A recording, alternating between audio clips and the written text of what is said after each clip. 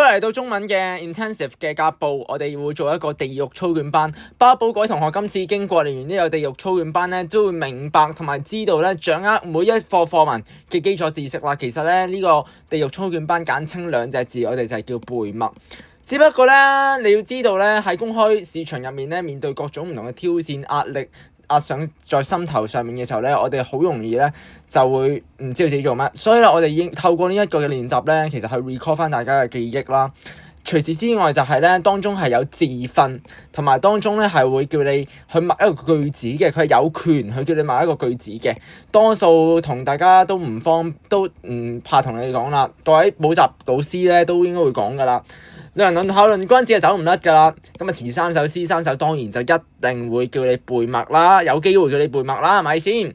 咁啊，仲有嘅就係詞三首詩三首啦，論人論考論君子啦，咁呢啲咧係熱門嘅叫你背，或者岳陽樓記都會嘅。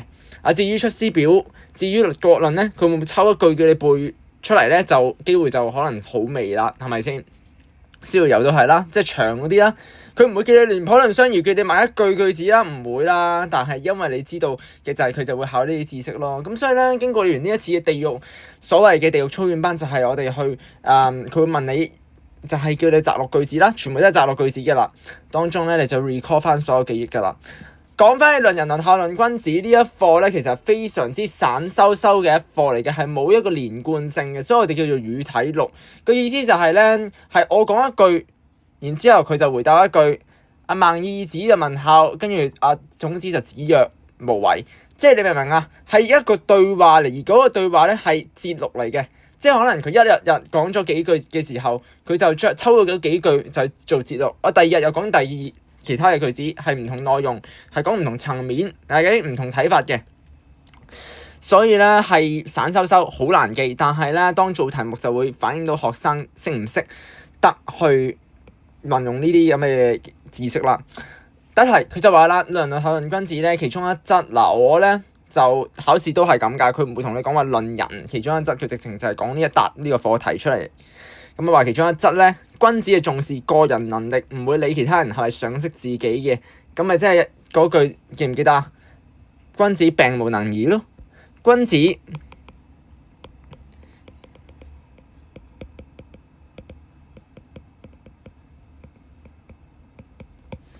不病人之咩啊？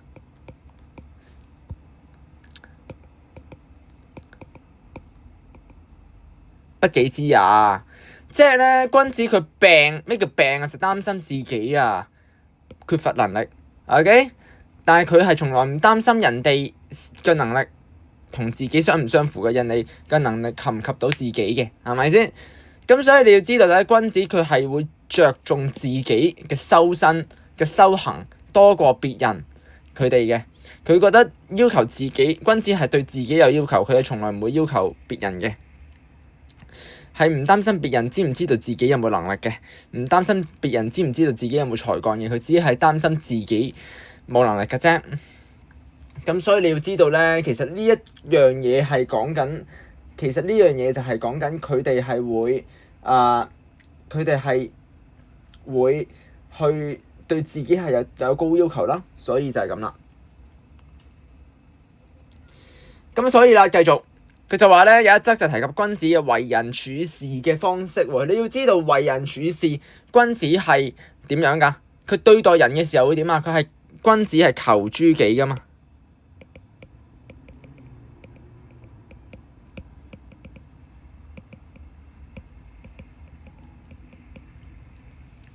小人就係會要求別人去達成一啲嘅目標嘅，而君子只會要求自己去盡忠自己嘅職守，去盡善盡美，做好自己嘅能力，去達到完美。而君子係唔會去要求人哋嘅，相反小人咧就會去要求或者去叫人哋去做一啲佢想做嘅嘢啦。anyways， 繼續佢就話咧，君子咧嘅心境同小人有分別。我想問咧，心境係得一樣嘢嘅啫，講心理描寫，即係講緊君子嘅心境係君子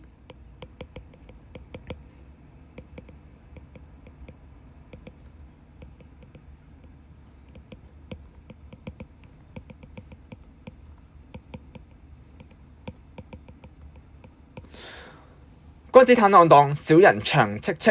我想講咧，君子坦蕩蕩嘅意思就係講緊君子佢哋係唔會擔憂或者唔會懼怕嘅，即係同不憂不懼咁樣。君子坦蕩蕩同君子不憂不懼嘅分別咧，就係君子佢哋咧係會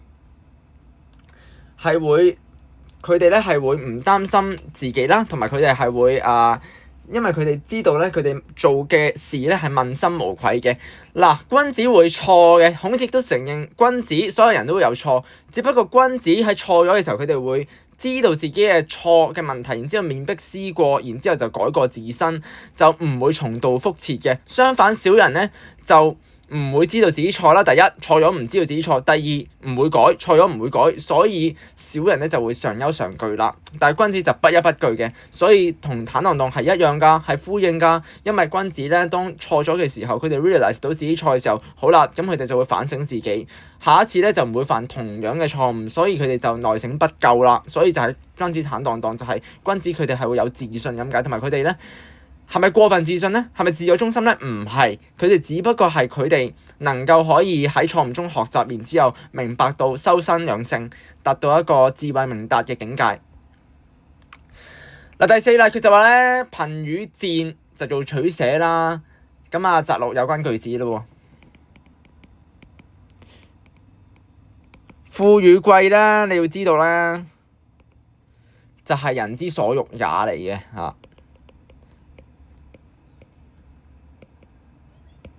貧與賤啊，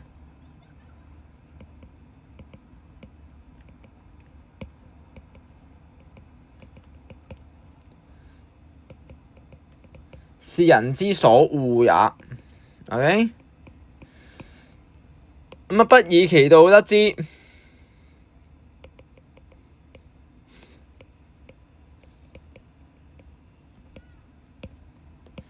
不去也。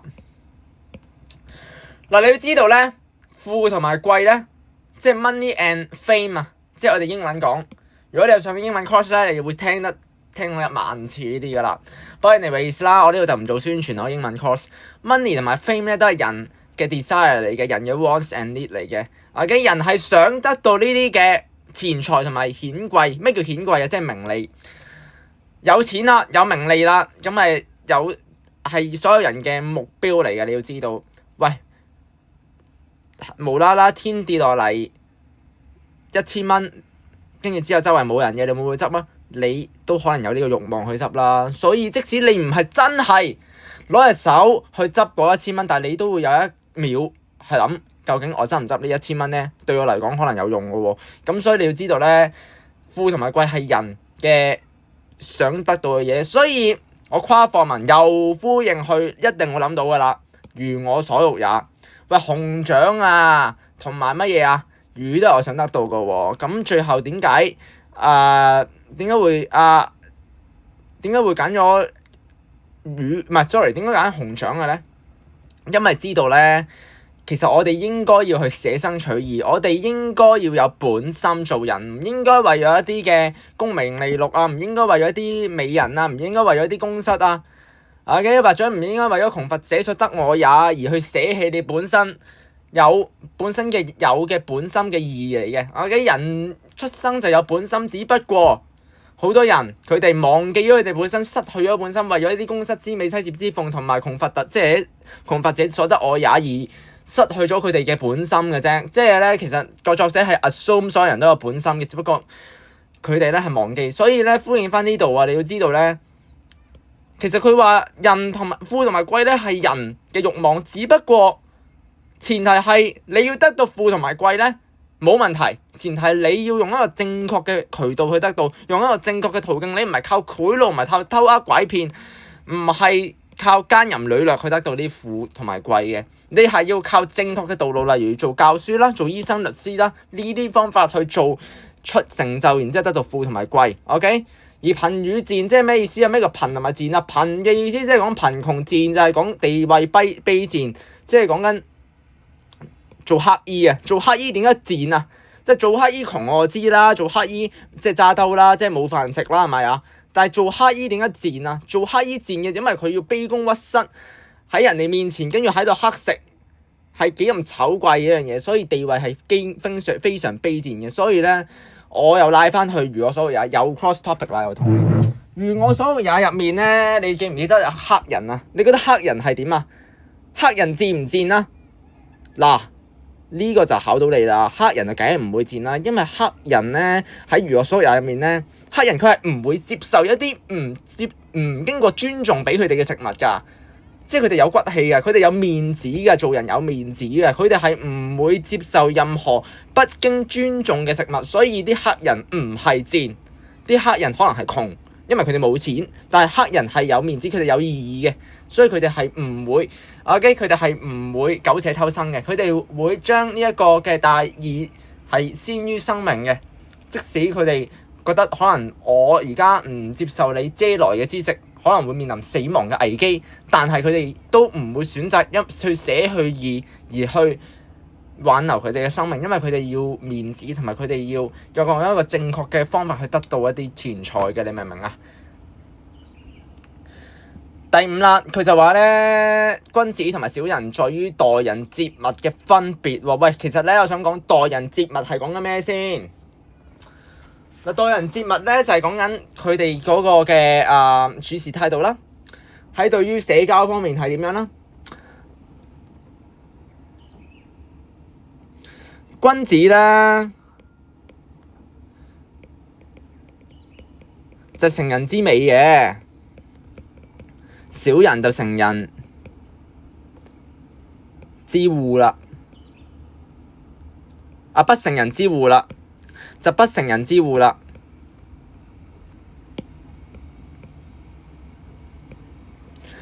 咁所以咧，你可以見到小人就咩啊？反事啦。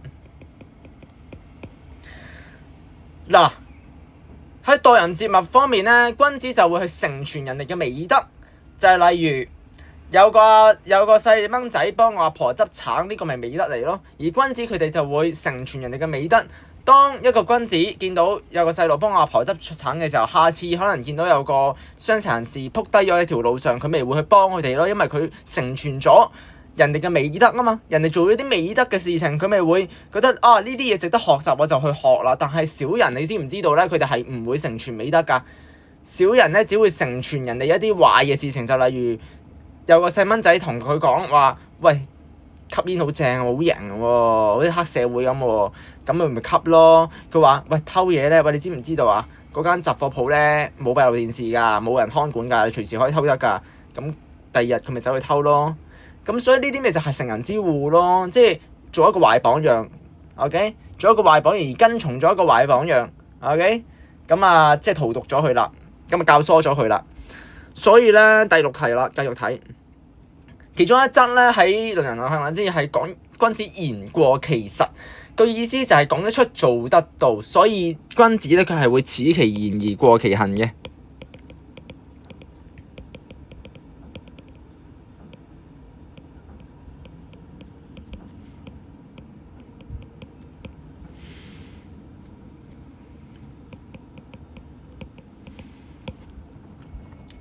君子對於自己所講嘅言行會感到羞恥，如果佢嘅言行係講錯事嘅話，或者佢此其言，即係咩意思啊？佢會對於自己講嘢多過做嘢嘅時候，佢哋會感到羞恥啊！即係我話我要贏100萬啊，我一定會今次咧，我想同我陸運會，我一定會跑得贏啦！你班廢柴嚟嘅，唔使跑啦，個獎牌實我攞㗎。哎呀，點知最後唔係你贏喎？咁作為一個君子，如果個運動選手係君子嘅話，佢會點啊？佢就會話：say sorry 啦，哎呀，今日真係唔好意思啊，頭先真係唔好意思講多咗嘢，我驚吹大咗，話自己一定會攞獎，我真係道個歉先啦，跟住之後就跪地道歉咁樣。咁咧呢個行為係咪君子啊？當然就係啦。好啦，拉翻去呢一個嘅廉頗論相如列傳嗰度咧，其實你知道咧，廉頗咧佢有冇此其言啊？佢有，佢最後你知唔知道佢最後點啊？佢咪負荊請罪咯，因為佢對於之前羞辱過論相如嘅言論而感到羞恥，所以就負荊請罪，所以就過其行，即係佢咧就會點樣啊？佢就會去修身同埋改過自身，跟住對於佢自己嘅行為檢討過，所以論相如就係使其言而過其行啦，各位同學。再嚟咁啊，當中提及到君子為學修身嘅德行啦。OK， 指出君子必須莊重，即係君子不重則不威，學則不固啦，係咪？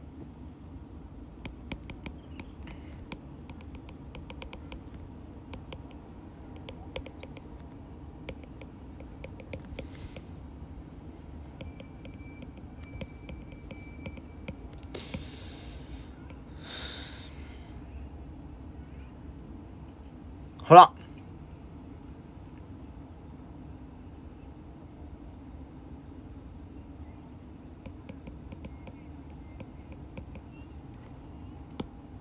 呢度我唔使你抄嘅呢度。嗱就話咧，君子係會修身，自己德行，指出君子必須莊重，即使犯錯咧，都會去保持君子嘅原則嘅。君子咧係不重則不威，佢哋咧如果唔莊重嘅時候，佢哋就失去威信㗎啦。如果一個君子咧，佢哋對於自己言行舉止唔莊重嘅時候咧，佢哋喺一啲嘅場合上面好顯示到佢哋好幼稚嘅行為咧，係咪啊？或者一啲好唔合禮儀嘅事情咧嘅時候，就唔顯得佢嗰個嘅威嚴同埋佢哋嗰個威信啦，就唔係一個君子啦，同埋佢哋個威望啦。因為咧，我哋英文嚟講，佢個 repetition 咧其實係唔能夠保存啊，因為佢根本都唔能夠可以去莊重咁樣成為一個君子，唔能夠佢言行啦。我哋莊重係講咩啊？佢嘅言語啦，同埋行為啦，OK，佢嘅心態同埋舉動啦，都唔莊重嘅。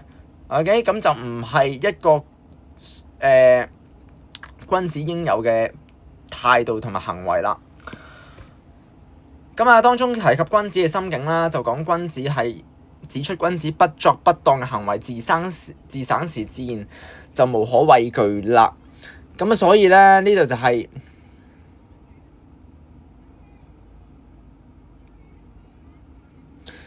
唔畏懼啊嘛，唔畏懼啊嘛，寫埋俾你啦。君子不憂不懼。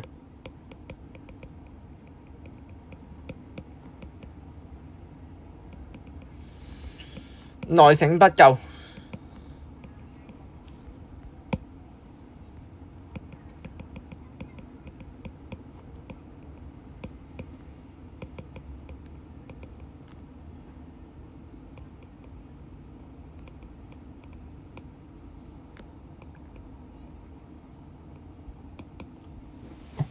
君子不憂不懼，內省不疚，夫何憂何懼呢？當中咧，孔子就提倡君子佢哋咧嘅心境就係佢哋唔會擔憂，亦都唔會畏懼嘅原因係因為咧，佢哋做錯事係願意改過自新，亦都明白自己唔會再重蹈覆轍，唔會再犯同樣嘅錯誤。所以咧，佢哋就內省不疚，因為佢哋咧經過自我反省同埋自我沉澱之後咧，就唔會對於自己嘅錯誤感到愧疚。咁啊？請問夫何憂何懼咧？請問有啲乜嘢你會去懼怕嘅咧？有啲乜嘢係值得你懼怕嘅咧？當做到一個君子呢一個咁高尚嘅品格同埋一個咁高尚嘅地步嘅時候，然而其中一則咧就話君子以義為本質喎，行事咧就依禮，説話謙遜。咁啊，會順應自己嗰個嘅承諾去做成一啲事情嘅。咁所以咧，我哋應該要咁樣寫啦。君子以義為質。OK。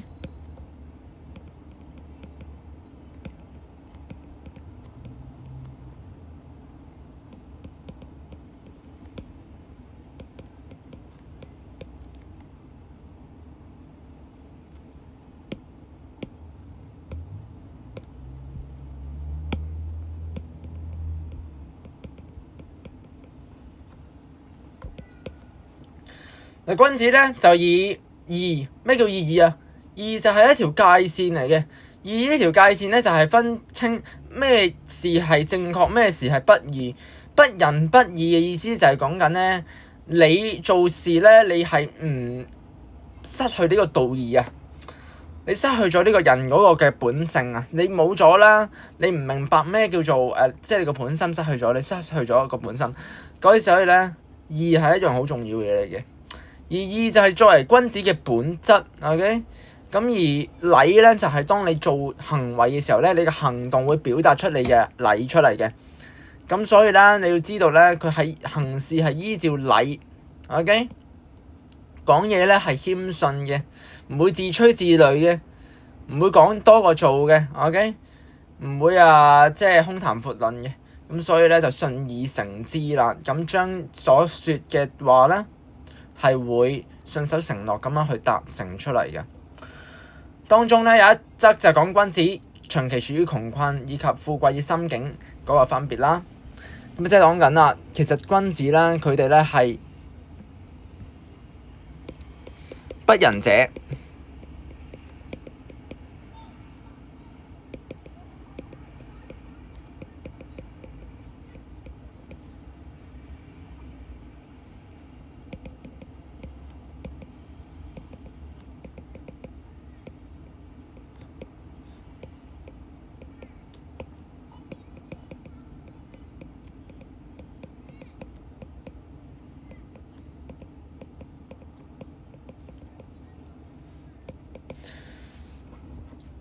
不仁者咧就唔可以久處弱，個弱係被處於窮困咁解。咁所以咧，君子咧係即係如果一個冇仁德嘅人咧，佢哋係唔可以處於窮困嘅意思，就係因為當處於窮困嘅時候咧，佢哋係會用一個不仁不義嘅方法去脫離窮困，就例如偷呃拐騙。如果一個賊佢偷嘢嘅原因，你知唔知係咩？因為佢冇錢，所以偷嘢。咁我想問，點解一個賊冇錢，即係不如唔好咁講，點解一個人冇錢會選擇偷嘢而成為一個賊咧？一個人冇錢，點解唔攞綜援得到社會嘅援助，用正確嘅方法，用正確嘅途徑，同個政府講話自己冇錢，而家報出自己嘅收入或者自己失業嘅，同個政府講，OK，叫政府俾份工你，然之後去脫離窮困咧？點解要用一個偷嘢嘅方式去脫離窮困咧？就因為佢不仁咯，呢個係心態嘅分別嚟㗎。一個人冇錢，所以走去偷嘢，呢個心態上面嘅分別嚟㗎。其實一個人冇錢，佢可以選擇去攞綜援㗎，但係一個人冇錢選擇偷嘢，因為佢嘅心態係唔正當咯，係邪惡咯。佢心態係不仁咯。咁所以咧係唔能夠可以長期處於呢一個窮困嘅。咁亦都唔可以長期處於呢一個嘅富貴啦，因為當富貴嘅時候，佢哋就會想得到更多嘅時候咧，就會想再更加得到更加多錢財。一個賭徒，佢一個成功嘅賭徒一個有錢人，佢賭錢賭得越嚟越開心，因為佢覺得越賺越多，賭得越嚟越開心，咁所以佢係永遠都唔能夠長期處於安樂㗎。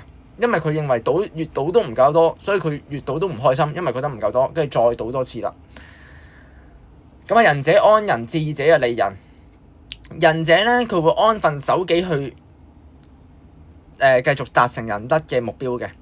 但係有智慧嘅人咧，佢哋會利用人呢樣嘢咧，去得到更加多嘅利益或者得到更加多名譽係嘛？名譽地位等等。就例如一個機構諗住捐錢俾無國界醫生，寫住張支票就100萬，之後影相擺上各大嘅平台嘅時候，你覺得呢樣嘢係咪一個正確嘅嘢？啱，係正確，但係其實咧，除咗佢捐錢呢樣嘢係表層意思之外，底層意思就係佢想去增加呢個名譽，同埋想增加佢自己嘅聲譽。因為當各大媒體去宣揚呢個機構捐錢嘅時候，咪可以增加呢個機構嗰個認知度或者地位，或者呢個機構嗰個嘅認受性，同埋呢個機構就啲人就會好讚揚呢個機構會願意去用錢去幫佢哋咯。咁所以咪可以提升個機構喺社會嘅地位咯，同埋市場價值咯。呢啲都係利即係智者，一個有智慧嘅人會諗到，當佢哋成為仁德嘅時候，其實係一石二鳥嘅。除咗可以幫助到人之外，此外亦都可以增加自己嘅聲譽或者錢財。